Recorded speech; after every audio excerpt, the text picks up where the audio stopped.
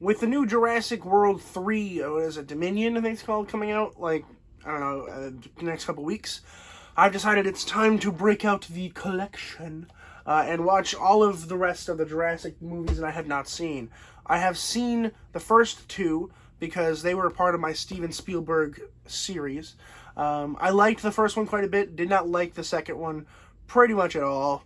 And then I've seen the first Jurassic World, I think, once, but I don't really remember a whole lot about it. And I have not at all seen the second one in any stretch of the imagination. So we'll be watching those next weekend. But for now, we're talking about Jurassic Park 3.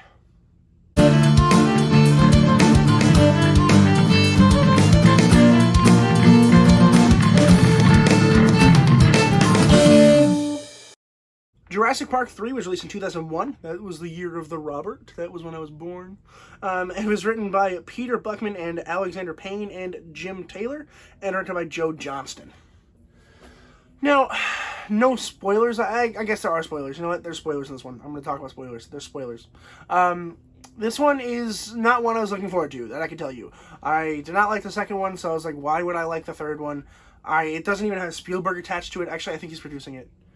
I think he produced it. I think he's producing the Jurassic World ones too. I could be wrong, but I'm pretty confident. Anyway, I did not expect to like this one at all. Just zip zero, did not expect. However, I really like this one. This one is almost perfect. It has all the elements of a Jurassic Park movie that I personally want. I personally think it's better than the first one. That's where I'm going to lose all of my audience. Don't go away. Don't leave. I love you. It's a good movie. What can I say? The third one's fun. They started off, and I'm like, okay, this plot is awful. It's so bad. They're like, we need someone to take us to this island full of dinosaurs because we have been everywhere else on the planet. So we give you money, you take us there, Sam Neill. And he's like, for dollars? Yeah, let's ride. And then they touch base, and it's like, why would we go here? I literally said 10 minutes ago that I would never, ever come back here for a bunch of money. And then he did exactly that. It's stupid as hell, but it's funny. It's funny. If you think of this movie as a comedy, this is excellent. Like, it's top tier, dude. It's top tier. And I think it's really funny.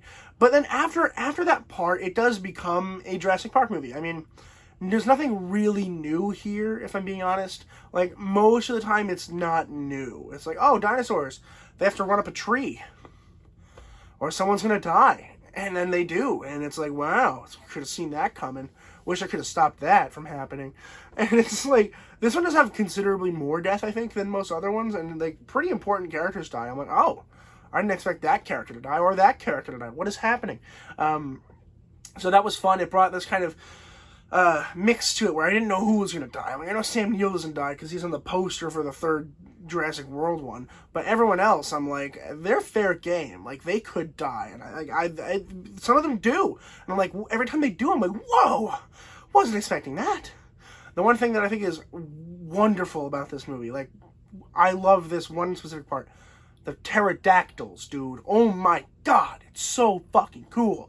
They're like, they walk in and they're like, what is this place? I don't know, but we should be able to find a way out. And they're walking through this dark mist. And then Sam Neill picks up some bird poop and he's like, guys, this isn't an exit. We're in a bird cage. And I'm like, yes! And then pterodactyls fly in and they're killing people and they're grabbing people and they're smashing against rocks. And I'm like, this is awesome! Like, give me more of that. I hope there's pterodactyls in the other movies because those are sick. I think that the pterodactyls are awesome in this film. The dinosaurs look pretty cool. I don't think they look bad. I think they look bad, but this shows them once. I don't really care. Like, the dinosaurs looking bad doesn't matter for them. It matters in the next set, because it's Jurassic World. They have a lot of money, and it's like the 2000, I think the last one came out, first one came out like 2018 maybe? No, 16 probably. If I had to guess, it would be 16, 18, 22. I don't know that, but that's my guess. Actually, no, it might be 18. I don't care. Why am I talking about this? I don't care. Jurassic Park 3 is fun. It's real fun. There's a lot of bad things. Don't get me wrong. It's not a good movie. It's not. It's not a good movie. It's a great movie. It's so bad that it kind of turns itself into this fun ride that I really enjoyed being on. And it's only an hour and a half. Like, oh, yes, please make more blockbusters short. Bring back the short blockbuster. I think we should have short blockbuster summer. Like, one summer, like, every every big organization gets together and like, okay, that blockbuster you got, trim it down to an hour and a half. Boom. And everyone has to do it. How fun would that be? We could bring 2001 back to 2022. That was a lot. I'm sorry. I like Jurassic Park 3 quite a lot. I really enjoy it. I understand if people don't. I understand why people don't. I don't care. I had a great time. I had a blast. I'm going to give Jurassic Park 3 an A-.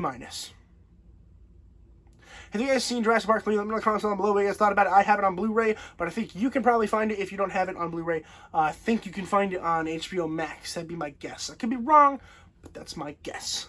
Anyway, thank you guys for watching this video. I truly, truly appreciate it. Please consider subscribing to my other channel, The Burnside Boys. It's Boys with a Z. That's where I do my short films, so you can watch those there.